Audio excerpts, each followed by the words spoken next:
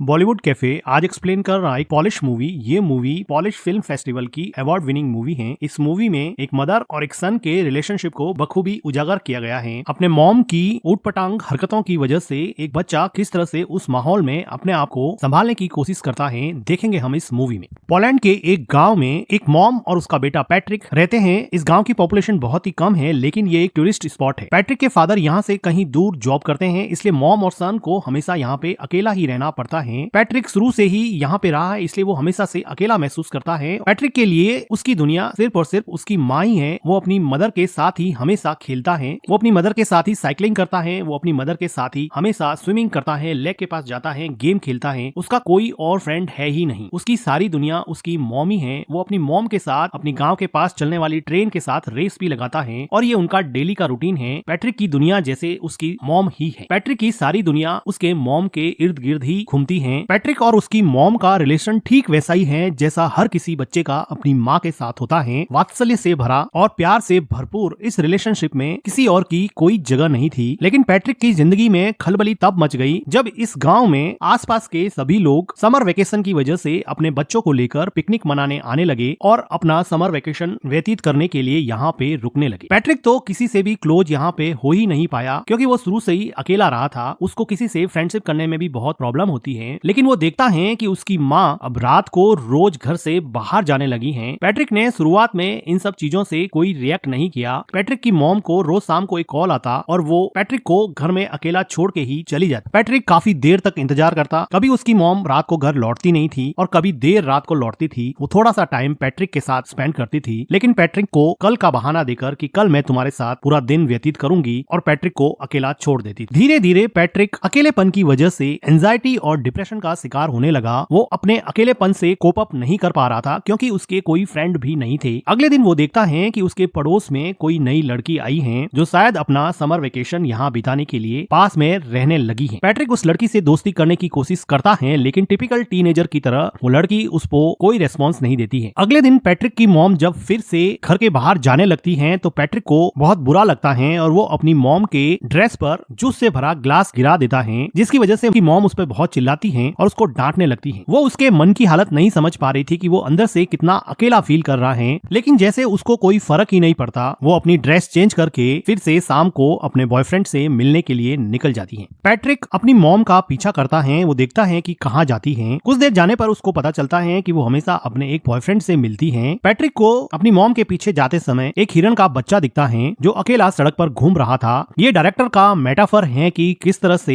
हिरन के बच्चे को भी उसकी माँ ने अकेला छोड़ दिया है और वो इस सुनसान से जंगल में अकेला घूम रहा है, जैसे कि पैट्रिक भी अपनी माँ के बिना इस पूरे गांव में पूरे समर वेकेशन में अकेला पड़ गया है। पैट्रिक को हिरन के बच्चे को देख के जैसे कुछ सांत्वना मिली और वो अगले दिन नए दोस्त बनाने के लिए तैयार हो गया। वो पास में आई लड़की माइका से बात करने लगा और थोड़ी देर एक दूसरे से बात करने के बाद में वो दोनों एक दूसरे के दोस्त बन गए। माइका बताती है कि उसके पेरेंट्स का डिवोर्स हो चुका है। वो खुद भी बहुत अकेला महसूस करती है। अब माइका और पैट्रिक में काफी दोस्ती हो जाती है और अब पैट्रिक वो सारी एक्टिविटीज जो अपनी माँ के साथ किया करता था, साइकिलिंग करना, स्विमिंग करना और लेक के पास बैठ के टाइम स्पेंड करना, ये सारी चीजें अब वो माइका के साथ करने लगा। उसको माइका के साथ अब मजा आने लगा और अब वो अपने लोनलीनेस को और एंजाइटी को थोड़ा कम कर सकता है और अपना पेन माइका के साथ शेयर कर सकता है। उसको अभी अपने मॉम की कमी कम खलने लगी थी। अगले दिन पैट्रिक के घर पे वो लेडी आती है जिसके हस्बैंड के साथ पैट्रिक की मॉम का अफेयर चल रहा होता है। वो पैट्रिक को तो कुछ कह नहीं पाती है और उसकी मॉम उसके घर पे नहीं होती है, तो अकेली बैठ के वो बहुत रोती है। पैट्रिक एक वेल बिहेव बॉय की तरह उसको कुछ खाने को देता है। उसी शाम को पैट्रिक के डैड का कॉल आता है और पैट्रिक की मॉम उसके डैड से बात करते हैं। तो पैट्रिक की मॉम पैट्रिक को कहती है कि तुम अपने डैड को मेरे अफेयर के बारे में कुछ नहीं बताओगे, मैं तुम्हें वार्न करती हूँ। वो उससे कसम लेती है कि तुम अपने डैड को मेरे अफेयर के बारे में कुछ नहीं बताओगे। पैट्रिक कसम देता है कि मैं अपने डैड को आपके अफेयर के बारे में कुछ नहीं बताऊंगा। पैट्रिक को लगा कि ये बात मानने से उसकी मॉम उसके साथ ज्यादा टाइम स्पेंड करेगी, लेकिन उसकी मॉम को कोई फर्क नहीं पड़ने वाला था। पैट्रिक अब इतना परेशान हो चुका था कि वो मेन डोर की कीज भी छुपाने लगा। वो अपनी मॉम को जाने से रोकने लगा, लेकिन उसकी मॉम उसको मार के उससे लड़ झगड़ के भी अपने बॉयफ्रेंड से मिलने जाती थी। पैट्रिक चाहे अकेला बैठ के कितना भी परेशान हो, उसको जैसे कोई फर्क ही नहीं पड़ता। पैट्रिक के लिए अब एकमात्र सहारा उसकी नई नई दोस्त माइका थी, जिसके साथ वो काफी टाइम स्पेंड किया करता था और यहाँ के पिकनिक स्पॉट लेक में स्विम करता और वहाँ पर गेम खेलता। लेकिन उसकी ये खुशी ज्यादा दिन चलने वाली नहीं थी। थी क्योंकि माइका को यहाँ पर एक उनकी उम्र से काफी बड़ा लड़का परेशान कर रहा था। ऐसा लग रहा था कि माइका इस लड़के से बहुत डरती है। पैट्रिक इतना छोटा था कि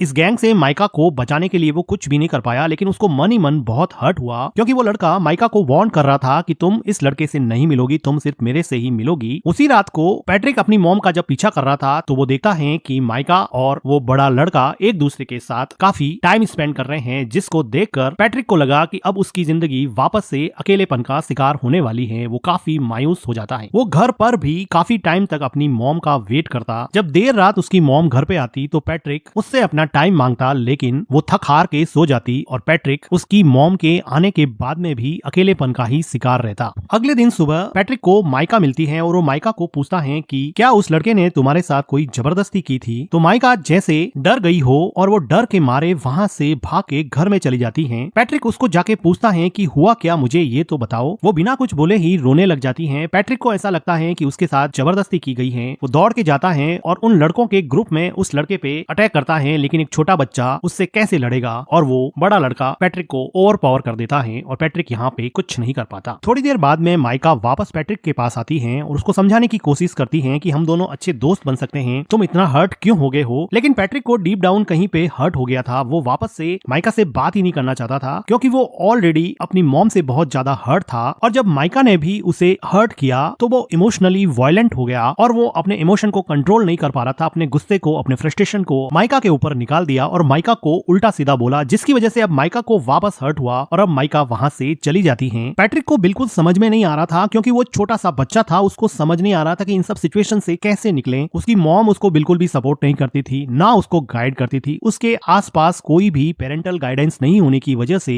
वो अपनी ही दुनिया में जो उसको समझ में आता वो करता जाता और उसके अंदर अनस्पोकन इमोशंस का एक ऐसा गुब्बार बना जिसकी वजह से वो बुरी तरह से फ्रस्ट्रेट हो गया। उसी रात को पैट्रिक की माँ घर पे रोती हुई आती है। ऐसा लग रहा था कि उसके बॉयफ्रेंड के साथ उसका झगड़ा हुआ है या फिर ब्रेकअप हो गया है। पैट्रिक की मॉम काफी दिनों तक उदास रहती हैं, लेकिन पैट्रिक अपनी मॉम को अपने पास में देख के काफी खुश रहने लगा है। वो अपनी मॉम की काफी केयर करता है। एक रात अचानक उसके डैड वापस लौट आते हैं और दोनों के लिए बहुत सारे गिफ्ट लाते हैं। पैट्रिक को अब लगा कि अब उसका समर वेकेशन बहुत अच्छे से निकलेगा क्योंकि उसके डैड ने उससे प्रॉमिस किया था कि मैं समर वेकेशन तुम्हारा साथ में बिताऊंगा। अब एक अच्छी फैमिली की तरह खूब अच्छा टाइम स्पेंड करते हैं और पैट्रिक अपने मॉम और डैड को एक साथ देख के बहुत खुश होता है और उसका लोनलीनेस जैसे धीरे धीरे गायब होने लगा था, उसकी एंजाइटी कम होने लगी थी। तो एक रात पैट्रिक के डैड चेस खेलते हुए उससे पूछते हैं कि क्या तुम्हारी मॉम मेरे जाने के बाद में किसी से मिलती थी या रात को लेट आती थी। लेकिन पैट्रिक ने अपनी मॉम को प्रॉमिस किया था कि वो उसका राज किसी को नहीं बताएगा, इसलिए वो अपने डैड को अपनी मॉम के अफेयर के बारे में कुछ नहीं बताता है। लेकिन उसके डैड को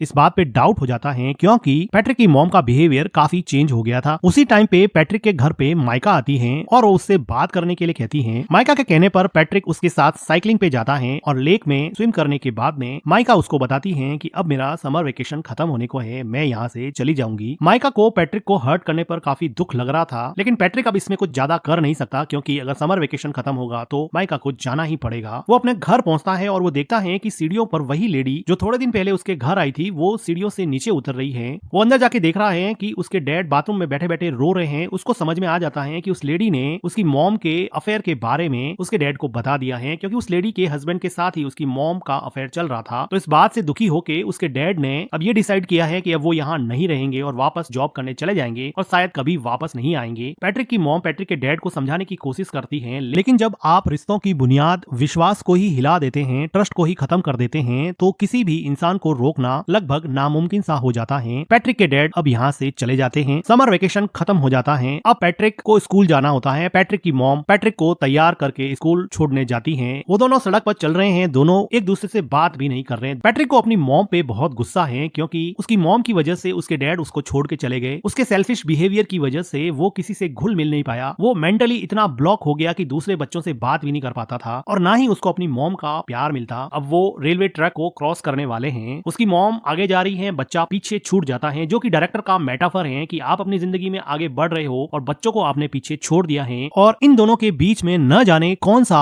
इमोशनल आउटब्रस्ट रूपी ट्रेन आके आपके सपनों को, आपके अपनों को कब कुचल दे पता नहीं चलेगा। उसकी मॉम पीछे मुड़ के देखती है कि पैट्रिक पीछे रह गया। वो ट्रेन को देख के डर जाती है, रोने लगती है कि उसके बच्चे का क्या होगा। अचानक से ये मोमेंट उसको रियलाइज कराता है कि उसकी जिंदगी में कौन इंपॉर्टेंट है, उसकी जिंदगी का अहम हिस्सा कौन है हैं, वो आदमी जिसको वो रोज मिलने जाती है, या फिर वो हस्बैंड और उसका बेटा जो हमेशा उसके साथ थे, साथ खड़े थे। वो खूब रोती है। उसको रियलाइज होता है कि शायद उसकी जिंदगी का ट्रैक अब उसे चेंज करना पड़ेगा, और इसी के साथ ये मूवी एंड हो जाती है। मूवी का एक्सप्लेनेशन अगर आपको अच्छा लगा हो तो वीडियो को लाइक कीजिए, हमारे चैनल को सब्सक्राइब कीजिए, and thank you for watching.